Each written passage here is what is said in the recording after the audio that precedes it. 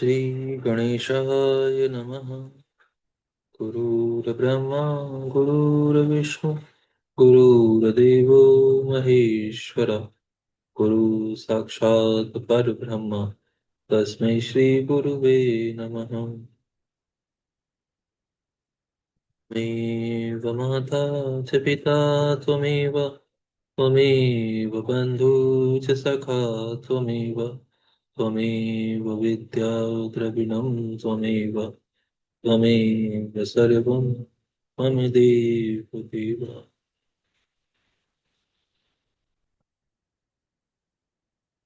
यहाँ से 27वां अध्याय प्रारंभ होता है। इसमें अमरत्व की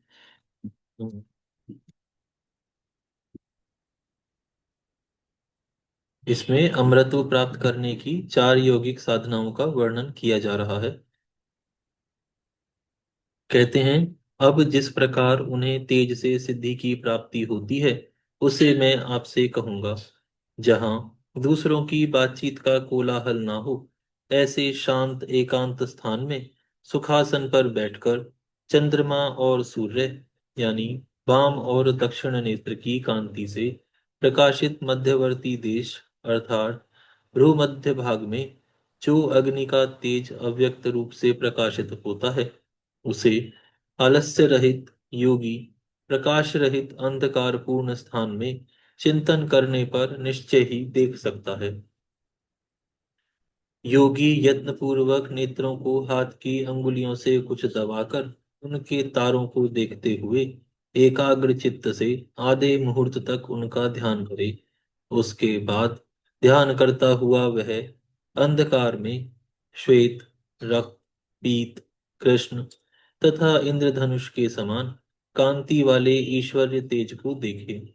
दोनों भवों के मध्य में ललाट स्थित बाल सूर्य के समान उस तेज को जानकर वह इच्छा अनुसार काम रूपधारी होकर मनोवांछित शरीर से क्रीड़ा करता है। निरंतर अभ्यास के योग से उसमें कारण को शांत करना, आवेश, पराकाया प्रवेश, परकाया प्रवेश, अणिम आदि सिद्धियों की प्राप्ति, मन से सारी वस्तुओं का अवलोकन, दूर से सुनने की शक्ति, स्वयं अदृश्य हो जाना, अनेक रूप धारण करना एवं आकाश में विचरण की शक्ति, यह सब सामर्थ्य उत्पन्न हो जाता है। वेदाध्ययन से संपन्न तथा अनेक शास्त्रों में प्रवीण ज्ञानी लोग भी अपने पूर्व कर्मों के वशीभूत होकर मोहित हो जाते हैं। पाप से मोहित हुए मूढ़ मनुष्य लोक में देखते हुए भी अंधे के समान नहीं देखते और सुनते हुए भी बहरे के समान नहीं सुनते हैं। सूर्य के समान वर्ण वाले तथा अंधकार से परे उस परम पुरुष को मैं जानता हूँ। इस प्रकार जानकर योगी मृत्यु का अतिक्रमण कर लेता है।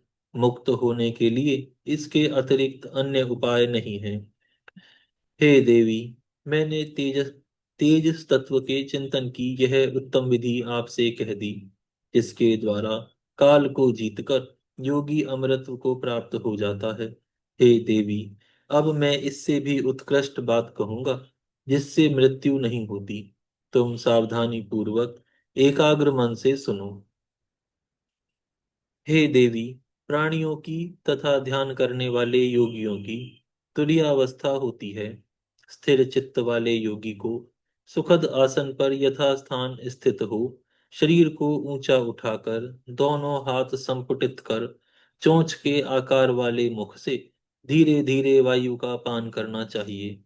थोड़ी ही देर में तालू में स्थित जीवनदायी जो जल बिंदु टपकने लगते हैं, उन अमृत के समान शीतल जल बिंदुओं को वायु से ग्रहण करके सूंघें।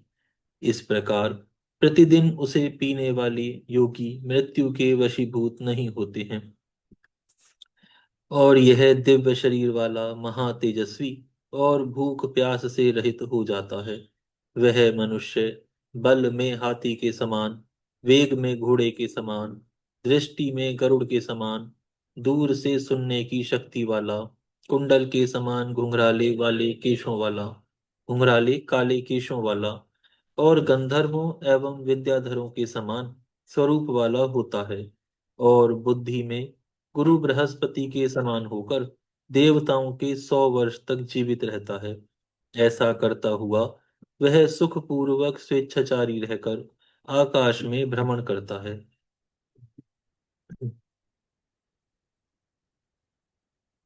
हे वरानने, अब मैं दूसरी विधि का वर्णन करता हूँ, जिसे देवगण भी नहीं जानते।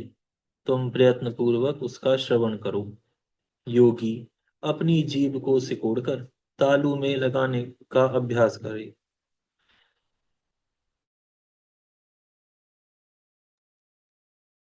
योगी अपनी जीभ को सिकोड़कर तालू में लगाने का अभ्यास करे तो कुछ समय के बाद वह लंबिका को प्राप्त कर लेता है। जब तालू से स्पृष्ट हुई वह जिह्वा शीतल अमृत का स्त्राव करने लगती है, उसको निरंतर पीता हुआ वह योगी अमृतत्व प्राप्त कर लेता है। जैसे हाथ से निचोड़ने से गीली वस्तु से रस टपकता है, उसी प्रकार रेफाग्र तथा लंबिकाग्र से निर्मल कमल बिंदु से प्राप्त वह देवताओं को आनंद देने वाला अमृत पर पद में गिरता है। संसार को उतारने वाले, पापनाशक, काल से बचाने वाले अमृत सार से जिसने अपने शरीर को आप्लावित कर दिया, वह भूख प्यास से रहित होकर अमर हो जाता है। हे देवी पार्वती, यह सारा संसार जिस सुख के लिए सदा लालायित रहता है, उसे ये 4 प्रकार के योगी जन सदा धैर्य धारण करते हुए अपने अंतःकरण में धारण करते हैं। प्राणी स्वप्न में भी स्वर्ग में अथवा भूमि पर जिसे सुख मानता है, वास्तव में वह दुख ही है। इस प्रकार का सुख तो इन चारों योगियों के लिए किंचन मात्र भी सुखकर नहीं है। अतः मंत्र, तप, व्रत, नियम, नीति विनय से युक्त धर्मवेत्ता मनुष्यों से और औषधियों तथा योग से युक्त यह रागमयी पृथ्वी उत्तम फल देती है। भूतों के आदिदेव भगवान शिव इन 4 प्रकार के योगों से युक्त होकर विचलित नहीं होते। अतः अब मैं विधि सहित भगवान शिव नामक छाया पुरुष का वर्णन करता हूँ, जो साक्षात शिव स्वरूप हैं। यहाँ पर यह अध्याय पूर्ण होता है। यहाँ से 28वां अध्याय प्रारंभ होता है। इस अध्याय में छाया पुरुष के दर्शन का वर्णन किया गया है। देवी बोली, हे देवदेव, हे महादेव, आपने काल की वंचना करने वाले शब्द ब्रह्म स्वरूप उत्तम योग के लक्षण का वर्णन संक्षेप से किया। अब योगियों के हित की इच्छा से छाया पुरुष संबंधी उस उत्तम ज्ञान को विस्तार पूर्वक कहिए। भगवान शंकर बोले, हे देवी, सुनो, मैं छाया पुरुष का लक्षण कह रहा हूँ। इसे भली भांति जानकर मनुष्य सभी पापों से मुक्त हो जाता है। हे वर वर्णनी, श्वेत वस्त्र पहनकर, माला धारण कर एवं उत्तम गंध धूप आदि से सुगंधित होकर चंद्रमा अथवा सूर्य को पीछे कर संपूर्ण कामनाओं का फल देने वाले मेरे पिंड भूत नवाक्षर महामंत्र ओम नमो भगवते रुद्राय का स्मरण करें और अपनी छाया को देखें। पुनः उस श्वेत वर्ण की छाया को आकाश में देखकर एक चित्त हो परम कारणभूत शिव जी को देखें।